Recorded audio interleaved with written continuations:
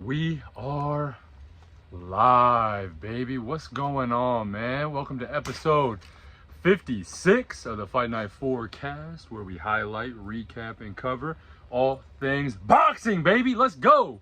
Listen, we got another big episode for y'all, man. Let me tell you, bro. I keep lining them up for y'all, man. It's episode after episode of nothing but the best boxing content out there, my man. But listen, thank you guys for joining in. If you guys made it this far in the video so far and y'all aren't annoyed by me, you know what I mean, go ahead, drop your boy a little like on the video, you know what I mean. If you're not subscribed already, please give me a subscribe. If you're new here, welcome to the Fight Night Forecast, man. We, like I just said, we highlight, recap, and cover all things boxing, baby. So if you like the content, if you like boxing, you know what I mean, hop in and give your boy some love, my man. So got a big episode for you guys today. We're gonna cover last weekend, and low-key we're gonna cover with a fight from like 5 a.m. as well. So we're going to group that in from last week. Listen, I know we normally do like Wednesdays, Thursdays, somewhere along that area, but listen, your boy, you know what I mean, had a lot of work at the other job, you know what I mean. So got kind of caught up this week. And listen, man, all I'm trying to say is the faster y'all subscribe, you know what I mean, the faster y'all be liking these videos, the faster we get the Fight Night gang growing, you know what I mean, the faster I can just quit my job and just be doing this full time for y'all, man. So listen, man, drop a like, drop a subscribe, my boy, you know what I mean. So but not for real, we're gonna have a good episode, man. We're gonna be into it. You boys got the energy. We out here, we cooked up a good episode for you guys.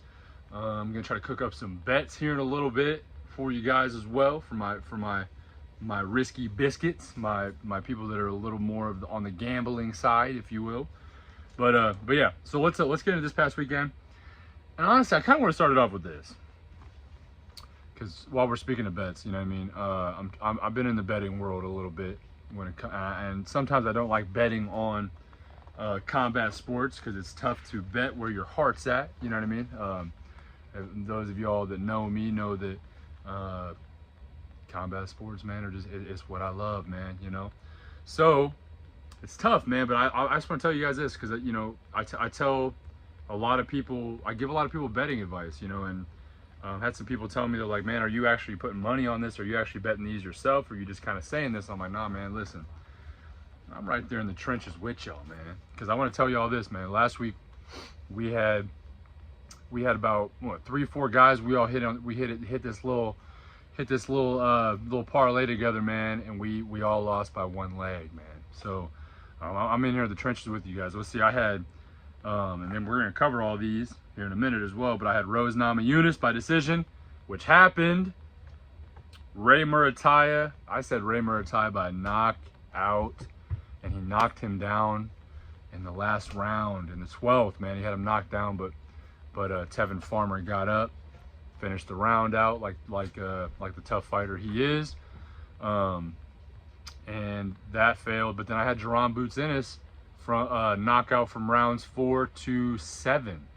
So, man, and that happened, bro. So it's like, listen, you know, I just want you guys to know this. I'm in here in the trenches with y'all, man. I'm not just telling people these bets, just, you know what I mean, for my health, you know what I mean. So, but yeah, so, man, I broke my heart last week, but it is what it is, man. It's all part of the game, and you know what I mean. What we gotta do, we gotta strap them boots on, and live to bet another week. You know what I mean? That's what it is, man. So, and hey, listen, if you're interested in getting some betting picks from your boy when it comes to combat sports, maybe you just wanted to spice up the parlay game a little bit. Maybe you just wanted to start betting in the combat sports. Hit your boy up, man. Because listen, we lose sometimes, but we win sometimes too, man. That's what it is, bro. So, but yeah, let's get into this this past weekend though. We had Rose Namajunas versus Tracy Cortez in the UFC. Tough fight. Both tough ladies. Ended up being a really good fight. Rose Namajunas won by decision, which is kind of what I thought was going to happen. Tracy Cortez is a very tough fighter, but she, unfortunately, I don't think she had the best weight cut. She had to cut her hair in order to make weight on the scale. So that kind of tipped me off a little bit to think that maybe she didn't have the best, maybe not the best camp, maybe not the best conditioning, somewhere along those lines, excuse me. But you know, I think Rose Namajunas is just a veteran fighter. She's very experienced. She had all that in her corner as well, you know. So I think it was a good fight though. But Rose Namajunas won by unanimous decision, which was one of the bet picks that I had. And then moving into boxing, we had Ray Murataya versus Tevin Farmer. That ended up going unanimous decision. Again, listen, you know, you don't win them all. But Murataya, you know, continuing his campaign, looking dominant at 135. We'll see what's next for him. I think really a title shot is almost got to be next. You know, if not, the next fight's got to be coming up, man. That boy Murataya's out here, you know what I mean, showing it up at 135. I'd like to see maybe Ray Murataya against, what's his name? Keyshawn Davis, something like that, man. I really want to see Murataya continue to move up in the ranks, man, at 135. He won by unanimous decision, though, 97-92, 96-93, and 95-94. That was a 10-rounder. That was actually supposed to be headlined by Janibek Alim Hudeli. He was supposed to be defending his 2 belts at 160, but he ended up getting severely dehydrated before the fight. Had to pull out last minute. So that kind of makes me wonder if it might have just been a bad camp / bad weight cut, or are we seeing Janibek possibly not being able to make 160? That's just an interesting thought. I'm not sure. I'm not in his camp. I don't know exactly what their plans are, but sometimes it makes you wonder if he was severely dehydrated from his weight cut. They had him connected to IVs and stuff, and they just could not get him to recover fast enough to you know, be in the ring the next day ready to fight. So he had to pull out. That was the main event of that card with Ray Murataya on it, but they ended up bumping up Murataya up to the main event. And really, Murataya and Tevin Farmer was a really good fight, I thought. It might just be my humble opinion, but I thought it ended up being a really good fight. Didn't go the way I wanted it to, but that's okay. Suleiman Sigawa ended up, I believe this was actually an upset on the co-main event. He beat Ruben Villa by unanimous decision, 98-92, 97-93, and 96-94. Yeah, well, I don't think a lot of people saw that coming. Ruben Villa's tough. If I'm not mistaken. I am mistaken, actually. I lied. That's not the same person I'm thinking of. But I'm thinking of Royman Villa. Royman Villa at 147, who fought Jaron Ennis and gave him a pretty decent fight. And so the other other big fight on that card, we had Charlie Seehee versus Ricardo Quiros. Unanimous decision as well there, 77-75, 78-74, and 77-75 from the third judge. Ended up being a good little card. I was kind of flipping back and forth during that and the Jaron Ennis card. Yes, so let's move on. We got Jaron Ennis versus David Avaniason. Starting from the bottom, man, we had Jaleel Major Hackett versus Pistol Pete Dobson. Ended up going unanimous decision. That was actually a pretty good fight. You know, those guys ended up, you know, giving each other the big ups at the end, man. We love to see that. They were excited to fight each other. And, you know, Jaleel Hackett came out looking good. He's moving up. Pete Dobson, he's more of a veteran, you know what I mean? So I hope to see him kind of be able to turn it around. He kind of had these past couple fights he's lost and taking some tough losses. He fought, what was it, Conor, right before this he fought Conor Benn, which is not an easy fight either. But, you know, I'm glad to see Pete Dobson, you know, on these cards. I've been following him on Instagram for a while. Shout out Pistol Pete. But yeah, it ended up being a unanimous decision, 97-93 2 times and 96-94. Khalil Coe, also another guy I followed on Instagram here for a little bit. He beat Manuel Gallegos, second round TKO. My boxing bae, Sky Nicholson, she beat Diana Vargas, unanimous decision, 190. All 3 judges scored it the same way.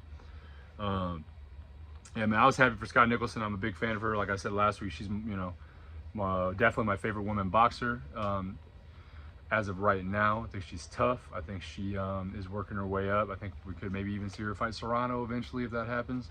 But yeah, so she did good. I think, you know, a few people kind of criticized her a little bit for maybe not getting her out of there, not getting her with a knockout. But, you know, she pitched a shutout. You know, and I thought she looked good. And it is what it is, man. You're not getting the knockout every time. That's just not what happens. You know, I just think sometimes we gotta just realize, man, that it's not always what it is, man. You know, so it'd be like that. So yeah, she didn't get the knockout, but she still pitched a shutout, looked good, and she's gonna keep defending her belt and probably, you know, working on unifying, man. You know what I mean? So then we had the main event. So Sky Nicholson and them were the well, actually I think it ended up being like they ended up mixing it up throughout. Like the card was listed as Nicholson and Vargas being the co-main event, but they actually ended up moving around. I'm pretty sure Pistol Pete Dobson and Julio Hackett ended up being the co-main event, but I don't know what the deal is with that. But you know, it's their show, not mine. Then we had Jaron Ennis versus David Avanayasin, TKO between the 5th and 6th round. There's rumors that well, the physician stopped it, you know, but there was rumors that there might have been a broken jaw involved. Nonetheless, the referee did not like what he saw between the 5th and 6th round, or not the referee, sorry, the ringside physician did not like what he saw going between the 5th and 6th round, and they were like, hey, we gotta get him out of here. You know, and thank God, because it made my bet hit, bro, you know, or at least hit that leg of it. We didn't win overall, but you know, I mean, made that part hit. But yeah, so I don't know, man, it's just, it's tough. It's tough because people have been talking now in the media side. Actually, too, dang, I'm tweaking, bro. Hold up, I forgot to put my little ticker box along the bottom, man. Why? Hey, how come? Hey, it's 3 of y'all in here watching right now. Why don't y'all say nothing, man? Y'all know I was kind of rushing to get this episode out today because I know we're a little late. You feel me? But man, how y'all gonna let me do that, man? There it is, bro. Ticker box. There it is. Hey, man, listen. You know, we're not all perfect. There it is. Logo. Now we good. All right, bet. Hey, man, y'all got me lacking out here, man. Y'all can't let me be doing all that. But listen, so it's tough because we got you know, we got David Avanayasin. He went, I believe, 6 or 7 rounds with Bud Crawford, right? So we had him go 6-7 rounds with Bud Crawford, and then people kind of hated it a little bit, man. They're like, man, why was he even fighting David Avanayasin, bro? You know, this and that, woo woo. I thought David Avanayasin didn't look horrible in either of those fights. I think he did, you know, stylistically what he does best, and I think that both fights he fought better fighters that night, man, and that's just what it is, you know. But what I don't like to see is Terrence Crawford fights him, right? Terrence Crawford fights him and he gets him out like the 6th or 7th, and everyone's like, man, I don't even know why he was fighting David Avanayasin. He needs to be fighting. At that time, they were still campaigning for Spence Crawford to happen, and you know, obviously that's happened now since then. But yeah, they're really campaigning for that. People were kind of mad that he fought Avanayasin, this and that, woo woo. And now Jaron Boots Ennis beats him, right? Beats him between the 5th and 6th.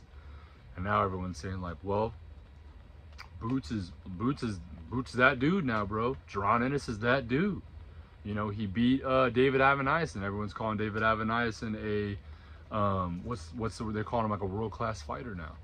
You know, they're saying, oh yeah, David Avanayasin, he's a world-class fighter, this and that and the other. So I mean, and it is what it is, bro. You know, we're not gonna change. You know, we're not gonna change the game overnight, but it's stuff like that kind of makes you wonder sometimes. Like they're just trying to build someone up and they're trying to tear somebody else down. You know what I mean? So y'all know me, man. We're all about the positivity in boxing, bro. We're trying to bring a positive light to the sport, and you know, just cover it on a little bit unbiasedly. You know what I mean? So, but nonetheless, you know, a lot of people have asked me, you know, is Boots ready for Bud? Now we're gonna get into that for just a minute before we get into this coming weekend. But to be all honest and fair, you know, I think in a lot of ways Boots is ready. I think Boots is ready for the shot. You know, some people are kind of like, hey man, we haven't seen him fight a level of talent of Bud Crawford, but I mean, at the same time, who else do you want this man to fight? at 147. Who else do you want him to fight? Who else is left for him to fight at 147 besides Terrence Crawford? You know what I mean? So I think he's ready, man. I think that, you know, people are like, oh man, he got touched quite a bit in the Avaniason fight. You know, I think they're like, man, I think Bud makes quick work of him. And that could be true. You know, that could be true. Two things could be true at the same time. All right. Two things could be true at the same time. Boots is ready for Bud, and Bud could still beat him. Right? Let's be real. Boots could be ready for Bud, and Bud can still beat him. Two things can be true at the same time. You know? So, I don't know. I think people are like, oh man, he got touched a lot in the Avaniason fight. In the first few rounds of the Avaniason fight, so did Bud. Bud got touched quite a bit too. Avaniason's a tough dude. He puts a lot of pressure on you, has a very come forward style, hard style, tough dude, has a decent chin. You know what I mean? He's not some, you know, it wasn't just some walk in the park. Dude came in shape, looking good, gave Boots a little bit of trouble. Not really trouble, but you know, he was landing, you know what I mean? But I think one of the judges, a couple of the judges maybe gave him a round or two, which, you know, there's like round 4 or 5, 3 or 4 maybe, something like that. You know, I think I might have even scored it for Avaniason a little bit, just because Boots was getting touched a little bit. But at the same time, it's like Boots might have got in there, gotten his rhythm, and just maybe let off the gas a little bit, and that might have caused him to get touched a little bit. You know what I mean? And that's just what it is. It's just part of the game. Sometimes you know, it doesn't matter what sport it is, sometimes you only fight or only play to the level of the opponent that you're fighting or playing against, which is another point as to why I think that Boots could be ready for Bud. You play into the level of the competition that you're fighting. Let's see, we got James Holiday. Swole Bud is too big for 147 now. Hey, all love, James. Thanks for hopping in, my man. Thanks for hopping in. I think you're right, bro. I don't think we see Bud again at 147. He said, James said, coming all the way from 135. No, you're right, man. I'm not sure. I mean, from what Terrence Crawford says, though, right? Bud says he claims he can still make 147. So we have to go off of what he says, right? But I think we'll see him at 154, and it was August 3rd, and that's in a couple weeks, 2-3 weeks. I'd like to see what he looks like when he comes in at 54. I want to see how he performs, you know? So I think that's going to be a big test to see where Bud is at with his physique. You know, he is aging a little bit. I'm not saying he's out of his prime by any means, but everyone's athletic prime is a little different. But I'm curious to see how he looks at 54, how he performs at 54 against a very tough Israel Madrimov. Madrimov, I saw a clip the other day of him rounding out his camp, and man, he looks good too, man. He looks stout. He looks like he's in shape. And you know, he's a tough dude, but I'm afraid it might end up being something similar to what we saw with Frank Martin and Gervonta Davis, where it might just be a little too early for Madrimov. Maybe I think Madrimov's a tough dude. He is a little younger. You know, I don't know. I mean, let me know what y'all think in the comments, man. But I think we could end up seeing like a little too soon, too early type vibe, you know what I mean, on Madrimov. But I think he's still going to give him, he's going to give Bud a good fight. It's going to be a good chance for Bud to feel out 154 and see where he goes from there, you know, because they're still talking like there's a possibility that he could move up and fight Canelo eventually. We don't know, but I know that the Saudis are really pushing for that on the Riyadh season stuff, and you know, Saudi Arabia and all that, Turkey al Sheikh. But you know, we'll see. But it seems like whatever those guys have wanted seems to kind of happen, man, and that usually happens through a $sign or two, if you know what I mean. So we will see.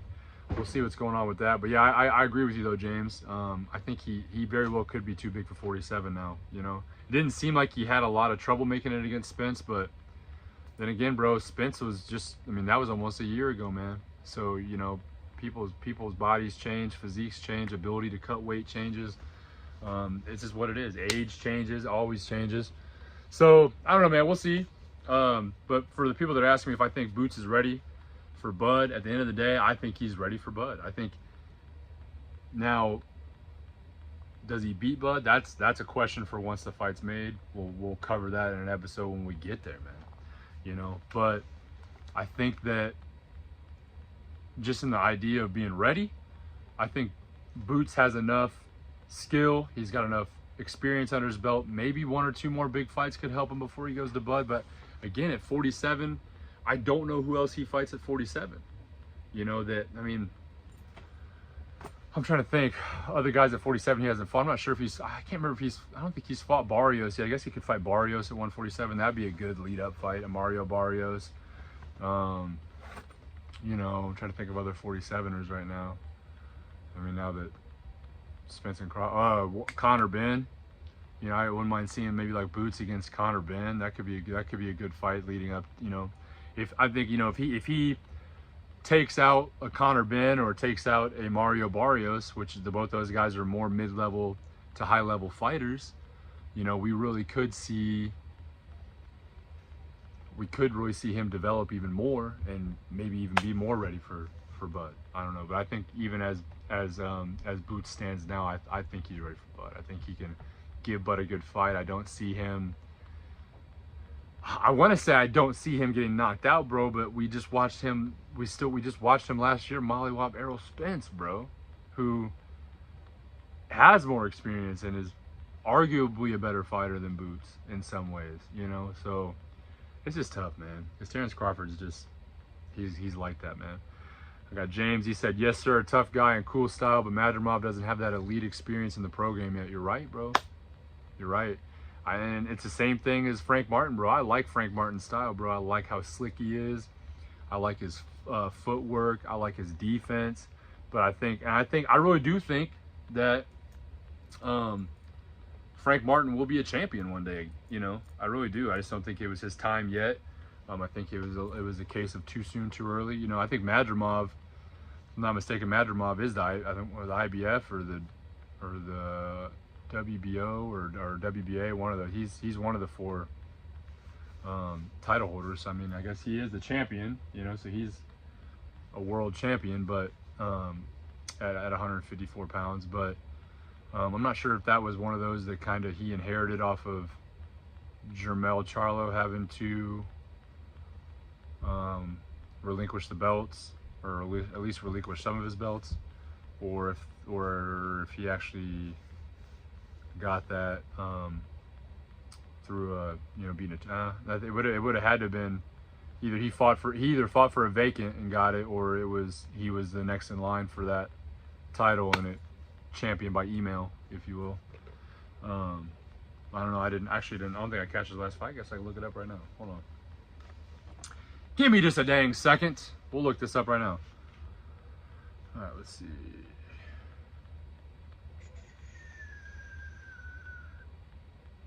I'm gonna look up Madrimov's box rec.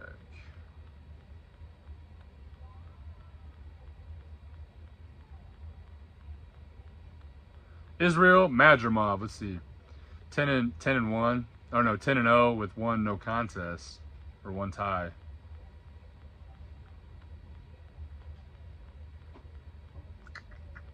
Fought on March 8th.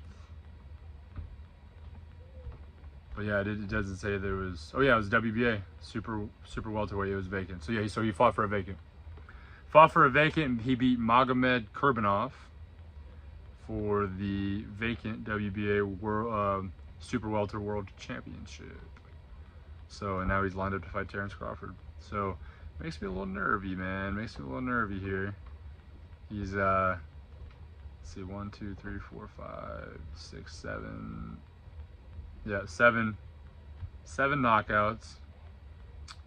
7 knockouts, 10 wins, 1 tie. I don't know, man. I think he is interesting, James. Like you were saying, he's very interesting. I like his style, but I think it might just be a little too early, man. So, nonetheless, we'll talk more on that when the time comes. But let me know what you guys think in the comments. If you think Boots is ready for Bud, let me know what you think.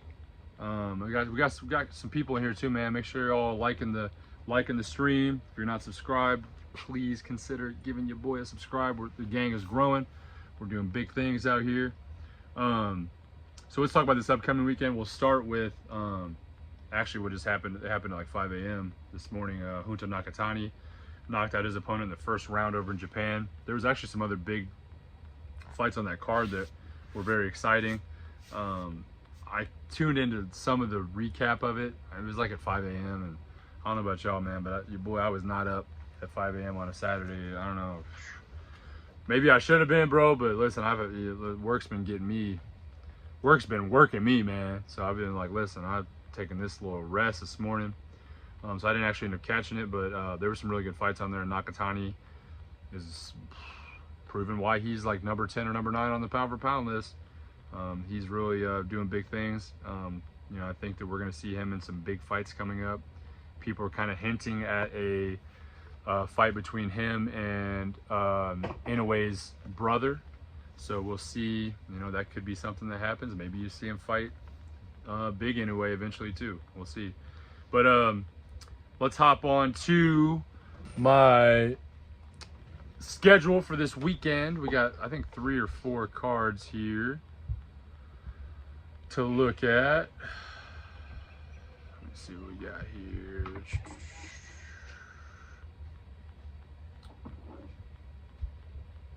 All right, we got the schedule pulled up here. All right, so we got July 20th in Birmingham, England. This actually might be happening like kind of right now. I don't know, like that's why I don't like doing them on Saturdays, man, but it is what it is. But we got Nathan Heaney versus Brad Pauls over in Birmingham, England on ESPN Plus. 12 rounds for the British middleweight title that belongs to Heaney. Liam Davies and Shabazz Massoud, they're fighting 10 rounds at junior featherweight. There's actually a really good title fight on this card. Chantel Cameron versus Elham Mikhalid for 10 rounds for the vacant WBC women's interim junior welterweight title. That's a mouthful. Try to say that 5 times. We got Solomon Dakers versus Michael Webster, 10 rounds at heavyweight. And then we also have July 20th, which is today, in San Juan de Tibas, Costa Rica. Francisco Fonseca versus Jezreel Corrales, 10 rounds at lightweight. Yokasta Valle, which she's a pretty big women Mexican fighter, I believe. I want to say she's Mexican, could be tweaking. She might be somewhere else in South America or Middle America. Not sure. But all I know is I know the name, and she's a really good fighter. She's fighting Ramandeep Kaur, 10 rounds at strawweight in the women's division. We got Jose Alvarado fighting Keeling Fonseca, 8 rounds junior lightweight. Julio Herrera and Kevin Marinero, not to be confused with marinara, the sauce, you know what I mean? But 8 rounds at junior bantamweight. Danielito Zorrilla versus Richard Pena, 8 rounds at welterweight. You guys might remember Zorrilla for fighting Regis Prograis right before Prograis fought Devin Haney. We have Marcela Cornejo fighting Sara Anti Gabriel. That's in the women's junior middleweight division. And then we got another card here in Queensland, Australia, which that may or may not, that might be later tonight, or it might be already. I don't know. I can't remember what the time zone is, but it's Che Canali versus Angie Paola Rocha, 10 rounds for the WBA vacant women's light heavyweight title. Ibrahim Baya versus Jalen Tate, 10 rounds of lightweight. Kira Rustin versus Paulo Ratumakiro, 6 rounds light heavyweight. Joshua Nantes versus Cody Beacon, 6 rounds at super middleweight. So yeah, and then we'll move into the last card, probably the biggest card of the night. A lot of y'all might hate on it. A lot of y'all might unsubscribe because I'm covering him, but I don't care.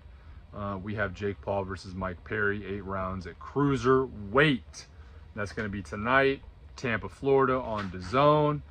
Pretty big card. I mean, y'all can hate all you want. I think Jake Paul's looked mad sharp in this training camp. I've been kind of watching quite a bit of his training videos, his training camp, been kind of following him a little bit. I think he looks good. I think he looks sharper and sharper, looking more and more like a boxer, whether people want to believe it or not.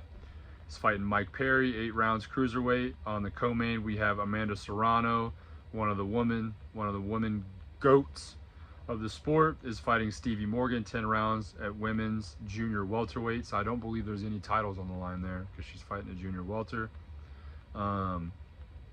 Shadazia Green versus Natasha Spence, 8 rounds women's super middleweight. Tony Aguilar versus Corey Marksman, 8 rounds at lightweight. Julio Cesar Chavez Jr. is fighting Uriah Hall, 6 rounds at light heavyweight. H2O Ashton Silva is fighting Lucas Body at 10 rounds at lightweight. I think that was actually supposed to be Kid Austin.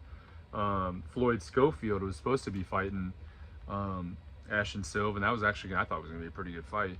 But I think Kid Austin broke a rib or did something, some sort of injury or something like that, or one of those two guys got an injury and it ended up falling out. And it's, I think, rescheduled. I'm not sure, but looks like Ashton Silva decided to take something in between that fight being rescheduled. Then we got Angel Barrentes versus Edwin Rodriguez, 6 rounds junior featherweight. Ariel Perez versus Dane Guerrero, 4 rounds light heavy. And then Alexis Chaparro versus Kevin Hill, 4 rounds at middleweight.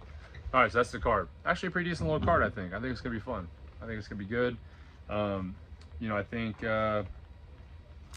we got to dig into it a little bit. Let's dig into my prediction on Jake Paul versus Mike Perry tonight. My official prediction for Jake Paul and Mike Perry is I'm going with a Jake Paul. I'm gonna go Jake Paul by decision. Could be unanimous, could be split. I think we're going with decision, and I'm gonna tell you why. I'm gonna tell you why right now. Listen, I don't think that Jake Paul gets Mike Perry out there. I think Mike Perry is a very tough, durable fighter. You know, he is. Oh man, I think I hit my little curtain back here. My fault. Looks like I got some waves going on. But Mike Perry is a very tough guy. He's got a very, very good chin. I think that you know, we've seen from his UFC fights and his bare knuckle boxing fights that he is durable. Listen, and I think, bro, listen, I'm just gonna say this, bro. I think that if you do bare knuckle boxing, bro, you got a little switch on there that ain't toggling right.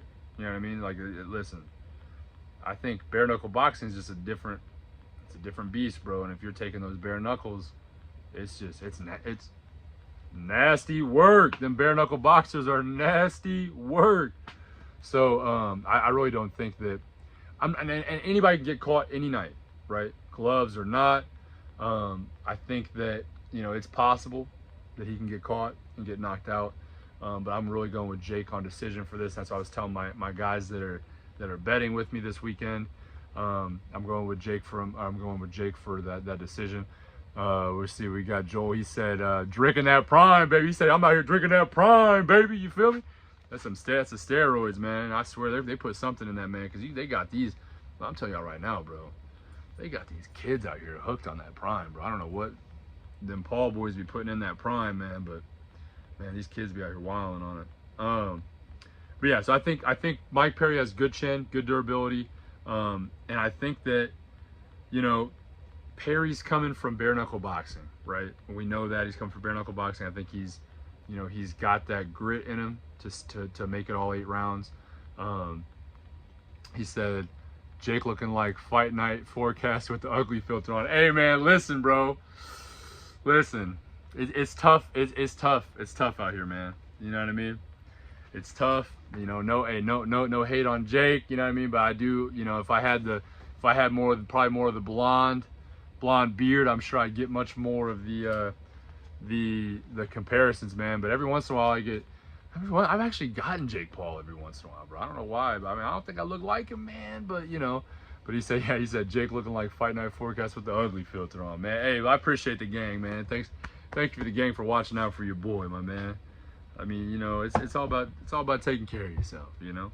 But yeah, so Perry is coming from bare knuckle boxing though, and 2 things I'd really like to point out about bare knuckle boxing is there's really not a lot of body shots that happen, you know, during bare knuckle boxing. It's a lot of head shots, a lot of face shots, a lot of instead of you know, I don't want to say instead of skill, because I'm not hating on bare knuckle boxing. I actually do enjoy watching it from time to time, even though sometimes it is rough to watch. It turns into a bit of a slugfest, and me kind of being more of a boxing purist, don't like that as much, but I do watch it. I do support the sport. But there's not a lot of body shots. And I think that Jake Paul has an opportunity here to really show his levels when it comes to his skill and using that body work that I don't think Perry's prepared for. Because really in UFC too, besides, you know, leg kicks and stuff like that, in a striking standpoint, they aren't always heavy on body shots there either. You know what I mean? Especially punching body shots. So I think Jake has a real good opportunity here to work that body, really show that he can change levels, and really, you know, just keep proving to people that he's got more skill than what they think he's got. You know what I mean? So I think he has a really good opportunity for that. I think he can work his body down early, wear him down. You know, she said not the ugly filter. But hey man, listen, hey, stop hating on my boy Jake, man. Jake ain't a bad looking guy, man. I think he's dating that supermodel or something. She must not think he's ugly. Listen, there's somebody out there for everybody. You know what I mean? Ugly or not, you know what I mean? It's more about personality and boxing skill, guys. All right, personality and boxing skill, and marketing in Jake Paul's case. But yeah, and so on top of that, bare knuckle boxing. The second point I want to say, there's not a lot of defense in bare knuckle boxing, right? So it's a much more of a slugfest. It's much more of inside their work. They're doing that inside work. They're inside the pocket. You know what I mean? They are really just kind of looking for big shots and creating damage, as opposed to scoring winning rounds like they do in amateur boxing and in pro boxing. You know what I mean? It's much more of a landing a big shot style. So you see a lot of inside work. You see a lot of working in the pocket. You don't see a lot of boxing from the outside really in bare knuckle boxing. So I think Jake also has an opening here to really show that he can box on the outside, outbox Mike Perry, be smart, because I think Mike Perry is going to bring a lot of pressure on him early in the fight. He's going to be moving forward quite a bit. So I think if Jake can kind of relax, stay in there, stay calm, stay cool, stay relaxed, maybe take a big shot or two in the first couple rounds, I really do think that Mike Perry can be slowed down with some body shots, right? I think it's going to be up to Jake to really try to control the tempo in the beginning and work that jab. He is a bigger fighter. He's got longer reach. I really think he's got a lot of opportunity here to show that he's got the skill to be able to take on someone. Because listen, Mike Perry hits hard, bro. He's a hard-hitting ass dude. You know what I mean? And that's just the truth. He's tough. He's going to be hard to keep off of him. So I think this fight's being a little underrated for what it is, man. I really do. I think a lot of people are kind of throwing hate, but this is going to be a better fight, I think, than we think. But I do think ultimately Jake Paul will win by decision. I think he takes care of him by decision. And James said, how many rounds are scheduled? 8 rounds. It's 8 rounds. So 8 rounds at cruiserweight. And I think Jake came in like right at the limit, and I want to say that Mike Perry came in at like 195 or 196. So that's a good point too, James, with the rounds scheduled, bro. And, you know, it's not a full 12-round fight, not even a 10-round fight. It's an 8-round fight, man. So, you know, I think that if the 8 rounds kind of almost plays in Mike Perry's favor a little bit, because it's not giving Jake as much time to possibly work.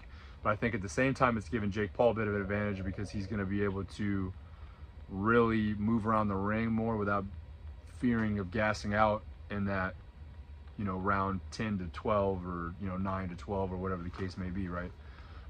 It's going to be able to make quick work. I still think it goes all the way to decision. I think Jake ends up taking it just off of skill alone. I think Jake is definitely the better traditional boxer. And I think that he's going to be able to keep Mike Perry off of him and ultimately get the decision. So, like, again, it could happen knockout. I'm actually betting myself, bro. I'm betting decision tonight with the crew, with my future Patreon crew, and you know, we'll roll with it, man. I really do. I think Jake is gonna show some skill, box beautifully tonight, and take care of it. But we shall see. two big, actually, I think two or three. I got two or three pretty big announcements for you guys, and then we're gonna wrap up, man. I know it's Saturday, brother. We're on 40 minutes right now. It's Saturday. People want to get to their weekend. Got some stuff going on. I feel that. But yeah, I just wanted to get this out to you guys today. I didn't want to miss a week and go from there. So let's hit this first one here. I'm gonna blow this up real quick. We have Frank Warren's Queensberry Promotions are reportedly closing in on a groundbreaking broadcast deal with DAZN that would see them unite with Eddie Hearn's Matchroom on the same platform. Sorry, my chat box got in the way. On the same platform moving forward. Warren's contract with TNT Sports expires next year. So that actually is pretty big for DAZN. And you know, DAZN works pretty heavy with the Saudis and the Riyadh season and all that, and Turkey Al Sheikh, all them. So it's a big opportunity for a lot of those Queensberry fighters. I will let you guys know when we hear more on that, maybe on some contract details and whatnot. Let's go on to the next announcement here. Boom. Yeah, this is a big one here. All right. Big one here, guys. Ooh, sideways. We got Gervonta Davis and Vasily Lomachenko talks are pretty much now completely off, as Loma has decided to take some time away from boxing this year. Potential options for Tank's next fight now include Shakur Stevenson, William Zepeda, and Isaac Cruz rematch. So I think what I was reading was Vasily Lomachenko wants to take some time to spend some time with family, relax. You know, and one of the things his team said that is they were saying that, you know, you could throw tens of millions of dollars in front of Vasily Lomachenko, but he said if Loma's heart's not in it, you know, he won't do it. And he said right now his heart's not in it. It says that he lacks motivation to fight right now. He really wants to spend time with family, rest, enjoy himself a little bit, which, you know, can't hate on that. But all I want to say is, listen, I'm not hating on it, but all I'm saying is, listen, if it was the other way around, you know, if it was the other way around and Tank said that, I have a feeling people would be like, man, Tank's trying to duck Loma. You know what I mean? I don't know. Like, let me know what y'all think in the comments. But I really do think that if it was flipped, man, it would be some nasty work. People would be hating on Tank for that. I don't know. But, you know, it is what it is. I'm sure some people are hating on Loma for saying that, but it is what it is, man. We're all human, bro. And it's like, he brings up a good point. If his heart's not in it just yet, you know, then that's what it is, bro. I'm just worried that, you know, Loma is an aging fighter. I'm not sure, you know, how many more years he's going to have left of high-level boxing, especially fighting somebody like, you know, like Gervonta Davis, man. You know, I don't think you're going to want to fight Gervonta Davis when you are 38. You know what I mean? 39, 30, even 7. I mean, I think, what is Loma right now? 36? So, and maybe by the time the fight's made, I don't know, he could be 37 by the time he fights him. And I'm not saying that he's out of his prime. I'm not saying that 37-year-old fighters are not good. I'm just saying that Tank is in his prime for sure right now. And I'm not even just physical prime, but mental and boxing ability prime. So, I mean, I just don't see how waiting much longer is going to be beneficial at all, I guess is what I'm trying to say. But it is what it is. Loma knows his mental. He knows his body better than any of us. We can't hate on it, and that just is what it is, man. So, but yeah, I just know, man, you know, if it was the other way around, I have a feeling people would be like, nah, Tank ducking, man, that's crazy. But let's see what else we got. I think I have 2 more for you guys. This one might be a... Oh, no, yeah. This one here is kind of a feel-good little deal here that I kind of liked. Not necessarily fully feel-good because of the issues going on in the world today, but it says Alexander Usyk returned to the war-torn Ukraine this week. He visited the children's hospital hit by a missile on July 8th. Unfortunately, you know, God rest. You know, God let their souls rest. That's very sad to hear. And it says an apartment building that he helped pay to rebuild, as it contained a boxing gym ran by his acquaintance, Oletsky. Okay, I'm not even going to try to pronounce his last name, but you can see it right there, who was killed by Russian soldiers. Usyk said, I decided to purchase all the necessary sports equipment for the children to train in comfortable positions. Although Oleski is no longer with us, boxing will continue to exist in the gym he founded. The children will keep training, and perhaps one of them will become the new world champion. You know, it's tough, man. I'm not gonna get into world politics right now, man, because we all know that our world right now is very dicey, man, and a lot of innocent people are getting hurt all over the world, you know, by, you know, many different ways, you know. And I'm not going to get into it, man, because I like to think that we come on to things like this, like a boxing podcast or watching sports or whatever, to maybe kind of escape that a little bit for a good reason. You know, I like to think of myself as an entertainer, so I really do like to, you know, bring people up, make people happy, make people not think about the craziness that we live in around us. But listen, boxing's a big deal in that way too, man. You know what I mean? So boxing is really a lot of people's solaces, man. You know, people kind of say it's a brutal sport and this and that and the other, but there's a lot to be found in the controlled chaos. You know what I mean? So, but I just wanted to read this out, man, because it's like we don't see enough of this kind of stuff get promoted. You know what I mean? So, this is a big deal, man. He's helping out his home country that is going through a lot right now, and he's giving these kids that are going through even more than, you know, kids in the United States or kids in some of these other countries that are having to deal with. He's giving them an opportunity to have an outlet and do something they're passionate about and become something that they might want to become. You know what I mean? So some people be like, man, what's he worried about building a boxing gym for when the whole country's in war? But you got to think, man, like, you got to give these kids something to do. These kids could be losing their parents. They could be losing siblings, whatever the case may be, man. Getting them in the gym, keeping them doing something productive, keeping them, you know, out of harm's way, whatever the case may be, man. This kind of stuff, I'm telling you guys, man, this is the kind of stuff that we need to be promoting more of, man. This is love. So, you know, and Usyk might not, you know, that Usyk knows boxing, man. So he might be like, hey, man, that's just, you know what I mean? I knew that he might be like, it saved my life as a kid. I wanted to save other people's lives, you know? So just thought that was really cool. Just wanted to share that. Again, like I said, we need to be promoting more stuff like that, to be honest. I think I have one more.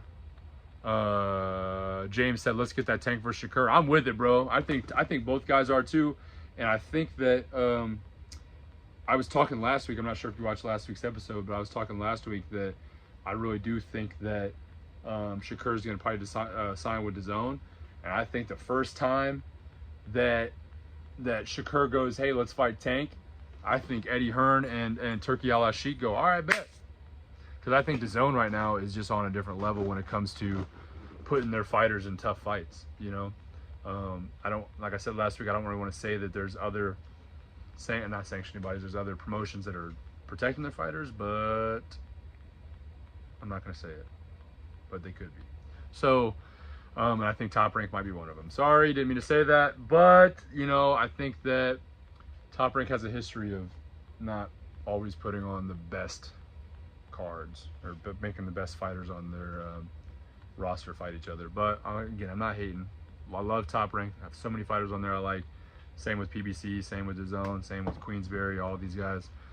But still, so I think that if he signs with Eddie Hearn and DAZN, I think they'll make that fight happen. I think it's way more likely that Tank and Shakur will happen once he signs with DAZN. Like, I know that Tank's technically working with PBC right now, but you know, I think that they make that happen. So I did have one more. I can't remember what this one was. Oh yeah, perfect. Actually, so James, I know we just brought that up with Tank and Shakur, but the WBC has now officially ordered Shakur Stevenson to defend his WBC lightweight world title against William Zepeda next. Now, I know the WBC demanded that. Do we actually see it happen? We don't know, you know, because the WBC will demand things from time to time and it doesn't quite happen. So, you know, or maybe Zepeda takes a little bit of step aside money with the promise to get a title shot afterwards from the winner, maybe. Who knows? I think William Zepeda versus Tank is a good fight. I think William Zepeda versus Ray Murataya is a good fight. I think that William Zepeda versus Shakur actually makes for a good fight because William Zepeda has a style that will make Shakur's style look good. you know, because we know that we talked last week quite a bit about this. I'm not going to bring it up in depth again, but you know, Shakur does have that very specific kind of style that is boring to some people. If he's against the wrong person, you know, but I think that William Zepeda has sort of a similar style to like an Oscar Valdez, and Shakur looked really good against Oscar Valdez, and I think Zepeda is a very tough fighter. He's got nasty body work, you know, knockout power in both hands, tough dude. I think he gives Shakur a run for his money. I think it ends up being a really good possibility. So let me know again what you guys think in the comments about that. If you're in here and you haven't liked the video already, please like the video. If you're in here and you're not subscribed, subscribe. Because I think we hit 3,500, 3531, something like that. So listen, we're making our way to 4,000, and from 4,000, we're hopefully going to make our way to 5,000 here pretty soon. So and that'll be hype, man. So the gang's only growing, we're only getting bigger.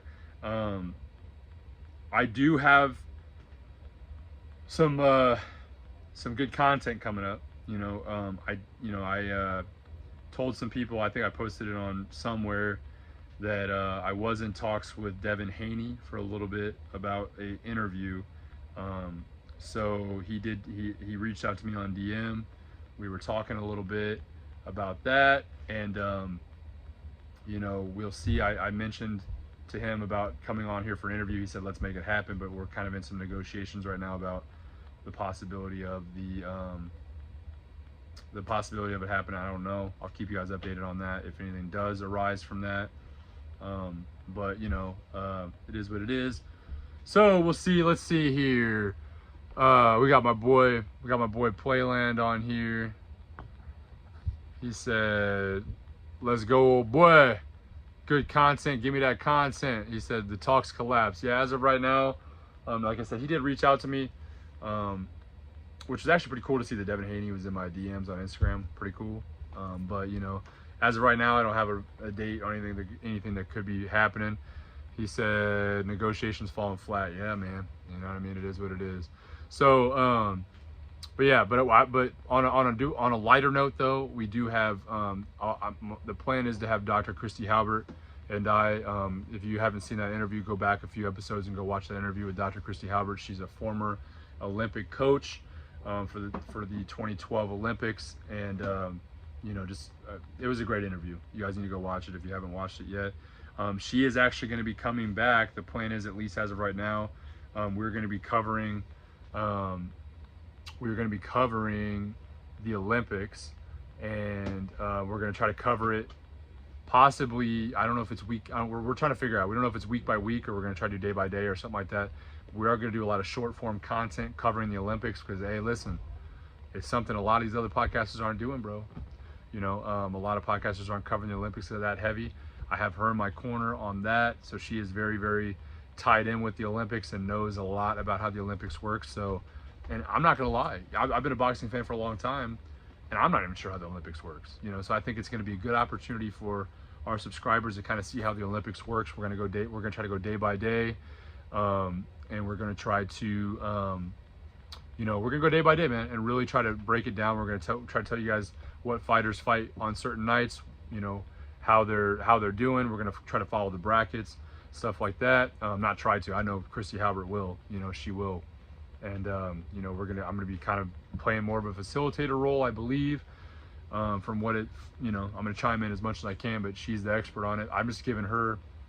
I want to give her an opportunity to get out there and put her knowledge out there, and I think it would just be something new for our subscribers, man. You know, and anybody that wants to watch. I just don't think the Olympics gets covered enough. It gets kind of washed under quite a bit because of all the sports that are kind of going on at once, you know. So I think this is going to be a good centralized place where if you're curious about who fought in the Olympics that day, you're going to come to us and we're going to tell you guys exactly what happened and what that means and whatnot. We're going to try to keep, again, we don't know how many episodes we're going to do, if it's going to be weekly or bi-weekly, tri-weekly, something like that. But we are going to try to cover everything, and you know, we're going to try to keep the episodes under 10 minutes. So it'll be an easy watch. Each episode will be right around 10, maybe 15 minutes max. We're still kind of working out the logistics on that, but it'll be me and her on YouTube Live. Yeah, so we'll stay tuned for that.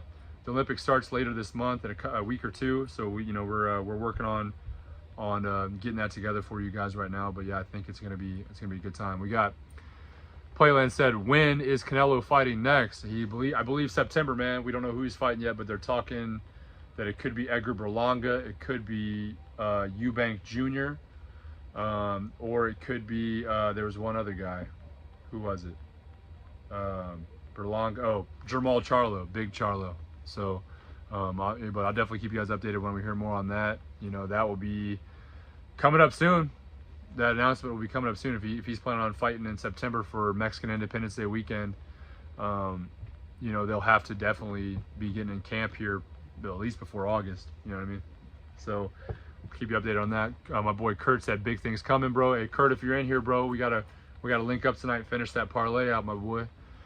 Playland Music came back and said she's a phenom. So glad she's coming back. Yeah, she's coming back, bro. And we're gonna be doing quite a because the Olympics goes for a little minute, man. The Olympics go like a month or something, so she'll be on these episodes with me, and we're gonna be rocking it out, man. I was so happy when she brought the idea to me, and I think that we're gonna rock it out and make it pretty lit. James said, "Nice, excellent idea with the Olympic coverage." Yeah, man. I mean, that's my thought exactly. I was just thinking, I'm like, man, there's not a lot of people out here that are covering the Olympics, man. Especially, I think it's gonna be big for the sport. I think it's gonna be big for the amateurs and the people that are participating in the Olympics, man. I mean, listen, these guys are going to represent our country, man. So and they're all representing everybody else's country too. I got a lot of viewers from other countries, so why not, man? Like, why not really dig in deep and support these guys that are going out, and guys and girls that are going out here and representing our country, man, all of our countries. So through the sport of boxing. So most definitely. All right, listen, man, I've been on here almost an hour, man. I'm not trying to hold you guys. Thank you guys so much for all the comments. Dude, we had a ridiculous amount of comments today, man. So thank you guys for commenting. That's what I'm talking about, man. Listen, we're a community. We're a gang, bro. We need to act like it. You know what I mean? Talk to each other. Argue with each other in the comments. I don't know. Do something crazy. Come, troll me. Whatever you got to do, man. We need to get in this comments, make this a community, man. We're only getting bigger. We're only growing. Thank you guys so much for tuning in week in and week out. If you have not liked the video already, please do that. But for real, thank you guys so much. I'll see you guys in the next one. My plan is to be back probably on Wednesday or Thursday, and I'll probably have more information about the Olympic coverage as well. We will still be doing my regular episode. I'm actually going to make it into a series on its own.